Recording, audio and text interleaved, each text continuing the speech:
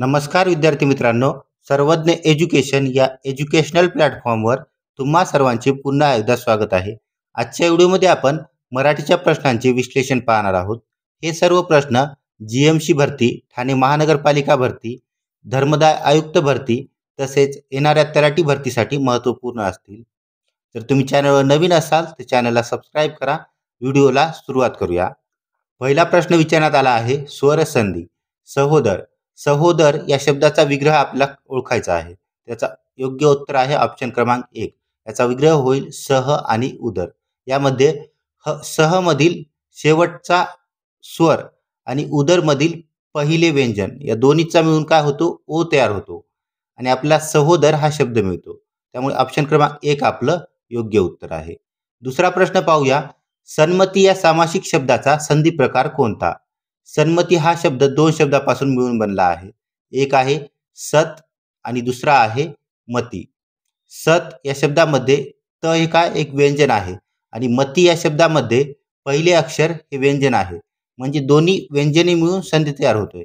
म्हणजे हा व्यंजन संधीचा प्रकार आहे. ऑप्शन क्रमांक 2 आपलं योग्य उत्तर आहे.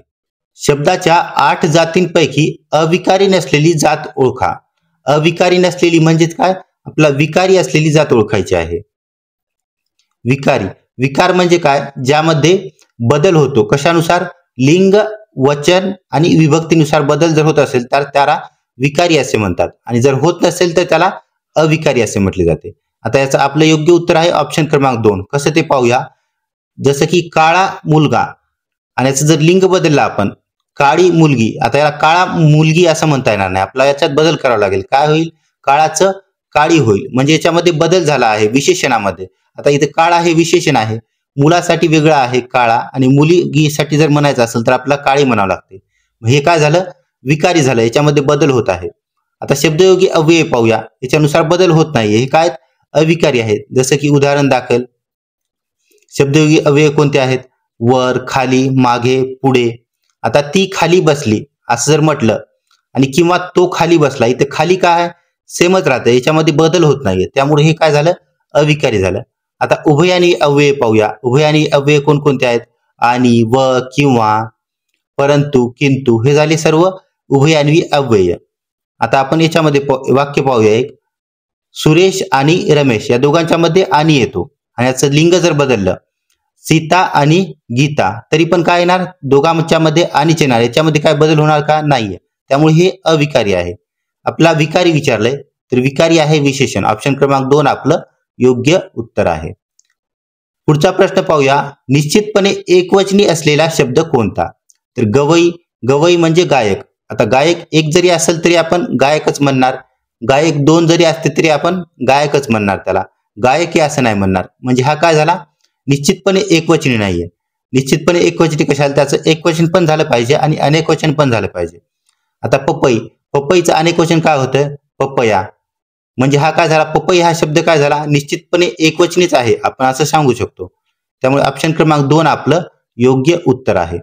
सोई आणि भोई हे पण निश्चितपणे आपण सांगू शकत नाही, एकवचनी आहेत ते.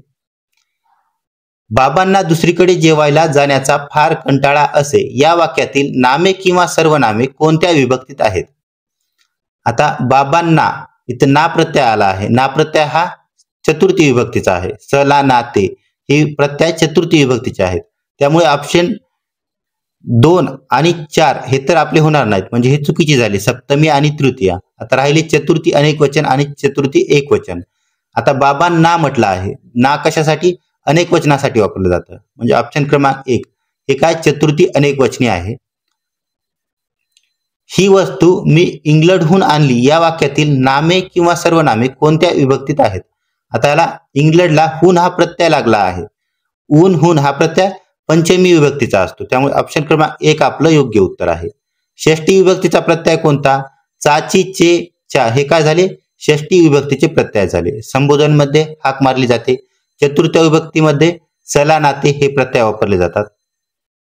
मराठीत मूळ सर्वनामे किती आहेत?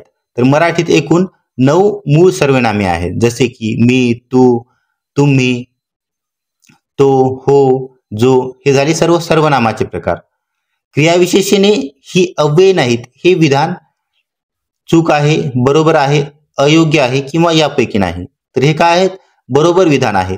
क्रियाविशेषणे अलग आहेत आणि क्रियाविशेषण अव्ययी हे एक अलग आहे. दोन्ही वेगवेगळे आहेत. त्यामुळे हे विधान योग्य आहे. तो बहुधा घरी असावा या क्रियापदाचा प्रकार ओळखा. आता इथे काय वा आला आहे आणि इथं विद्यार्थ्यामध्ये व, दोन्हीमध्ये व ट्रिकनुसार लक्षात ठेवायचं. तर शेवटी जर वा, वी, वे, व्या हे जर येत असतील शब्द तर ते विद्यार्थी वाक्य असतं. ऑप्शन क्रमांक 3 आपलं इथं योग्य उत्तर आहे. मी तिला पाहिले ती बाजारात भाजी घेत होती या वाक्याचे मिश्र वाक्य कशा प्रकारे होईल? आता आपल्याला मिश्र वाक्य करायचंय. यासाठी काय करावं लागेल? आपल्याला कोणते तरी उभयान्वी अव्यय वापरावं लागेल. वाक्य पाहूया पहिलं. बाजारात भाजी घेताना मी तिला पाहिले. याच्यामध्ये कोणतेही उभयान्वी अव्यय वापरला नाहीये. त्यामुळे हे चुकीचं आहे. हे काय केवळ वाक्याचा प्रकार आहे. मी तिला बाजारात भाजी घेत असलेली पाहिली. हे पण चुकीचं आहे. याच्यामध्ये पण कोणतंही उभयान्वी अव्यय वापरण्यात आलं नाही. मी तिला पाहिले पण ती बाजारात भाजी घेत होती. त्यानंतर चौथं वाक्य, जेव्हा मी तिला पाहिले तेव्हा ती बाजारात भाजी घेत होती. आता इथं पण उभयान्वी अव्यय आहे आणि या वाक्यात पण उभयान्वी अव्यय आहे. पण मिश्र वाक्य करण्यासाठी जेव्हा तेव्हा, जर तर अशी उभयान्वी अव्यय वापरतात. जेव्हा तेव्हा हे मिश्र वाक्य करण्यासाठी वापरले जातं. म्हणून ऑप्शन क्रमांक 4 आपलं प्रश्नाचं योग्य उत्तर आहे. पण हे काय? पण हे संयुक्त वाक्य करण्यासाठी वापरलं जातं. त्यामुळे हे पण चुकीचं होईल.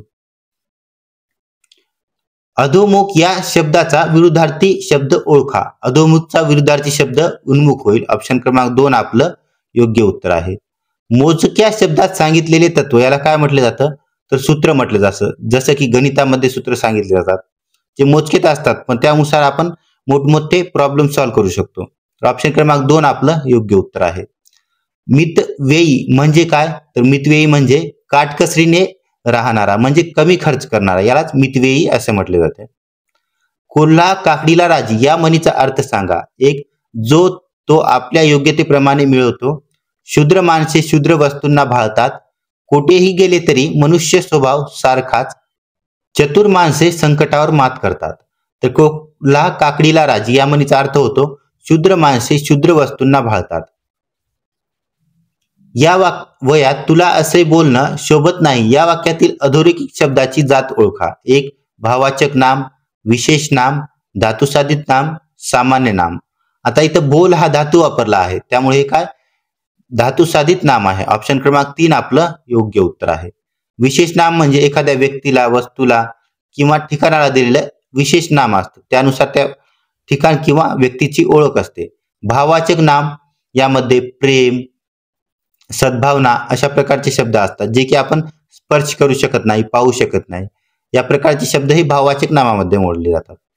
सामान्य नाम जसं की पुस्तक, पक्षी, प्राणी हे सर्व सामान्य नामाचे उदाहरण झाले. बोलका पोपट उडून गेला या वाक्यरचनेतील बोलका हे कोणत्या प्रकारचे विशेषण असल्याचे सांगता येईल? धातुसाधित विशेषण, गुणविशेषण, अनिश्चयवाचक, समुच्चय बोधक विशेषण. आता इथं बोल हा धातू आहे वरीच पाहिल्याप्रमाणे. त्यामुळे हे काय झालं धातुसाधित विशेषण. ऑप्शन क्रमांक 1 आपलं योग्य उत्तर आहे. राम आंबा खातो या वाक्यातील प्रयोग ओळखा. आता ज्याला प्रत्यय नसतो तो प्रयोग असतो. आता इथे रामाला पण प्रत्यय नाहीये आणि आंबाला कर्म याला पण प्रत्यय नाहीये. म्हणजे कर्त्याला पण प्रत्यय नाहीये आणि कर्माला पण प्रत्यय नाहीये. जेव्हा दोन्हीला प्रत्यय नसतील तर कर्त्याला प्रथम प्राधान्य द्यायचं. त्यानुसार काय होईल हा कर्तरी प्रयोग होईल. ऑप्शन क्रमांक 1 आपलं योग्य उत्तर आहे. यापुढील प्रश्न आपण प्रयोगावर घेतले आहेत प्रयोग योग्यरित्या समजण्यासाठी. माधवीने सफरचंद खाल्ले या वाक्यातील प्रयोग ओळखा. आता माधवीने इथे नि हा प्रत्यय आहे म्हणजे हा कर्तरी प्रयोग होणार नाही. सफरचंद याला कोणताही प्रत्यय नाही आणि सफरचंद वाक्यामध्ये कर्म आहे म्हणजे वाक्याचा प्रकार हा कर्मणी प्रयोग असेल. ऑप्शन क्रमांक 2 आपलं योग्य उत्तर आहे. मुलाने आंबा खाल्ला हे वाक्य कोणत्या प्रयोगाचे उदाहरण आहे? आता इथं मुलाने कर्त्याला तर प्रत्यय आहे म्हणजे कर्तरी प्रयोग होणार नाही. आंबा हा कर्म याला कोणताही प्रत्यय नाही म्हणजे हा कर्मणी प्रयोग झाला. ऑप्शन क्रमांक 1 आपलं योग्य उत्तर आहे. साऱ्यांनी मनसोक्त हसावे या वाक्यातील प्रयोग ओळखा. इथं साऱ्यांनी इथं प्रत्यय आहे मनसोक्त हसावे पण क्रियापदाला वे हा प्रत्यय लागला आहे. जेव्हा क्रियापदाला वा, वी, वे, या हे प्रत्यय लागतात तेव्हा ते भावे प्रयोगाचे उदाहरण असते. भावे प्रयोगामध्ये पण शेवटी वे येतं. त्यामुळे हे ट्रिकून लक्षात ठेवू शकता. वाक्यामध्ये शेवटी जर वे आलं, व, वावी, वेव्या आणि भावी प्रयोगामधील व हे भावी प्रयोगाचं वाक्य असेल. ऑप्शन क्रमांक 3 आपलं योग्य उत्तर आहे. पोलिसांनी चोर पकडला या वाक्यातील प्रयोग ओळखा. पोलिसांनी करता आहेत, कर्त्याला प्रत्यय लागला आहे नी. चोर हा कर्म, चोराला कोणताही प्रत्यय नाहीये, त्यामुळे हा काय झाला, कर्मणी प्रयोग झाला. ऑप्शन क्रमांक 2 आपलं योग्य उत्तर आहे. कर्त्याची किंवा कर्माची क्रियापदाशी जुळणी याला व्याकरणात काय म्हणतात, तर यालाच व्याकरणात प्रयोग असे म्हटले जाते. ऑप्शन क्रमांक 4 इथे योग्य आहे. पुढीलपैकी हा प्रयोगाचा प्रकार नाहीये. प्रयोगाचे एकूण 3 प्रकार आहेत. एक आहे कर्तरी, दुसरा आहे कर्मणी आणि तिसरा आहे भावे प्रयोग. यापैकी विशेष हा प्रयोग नाहीये. ऑप्शन क्रमांक 3 आपलं योग्य उत्तर आहे. विवेक क्रिकेट खेळतो या वाक्याचा प्रयोग कोणता. आता विवेक याला कोणताही प्रत्यय नाहीये, कर्ता आहे, कर्त्याला प्रत्यय नाहीये.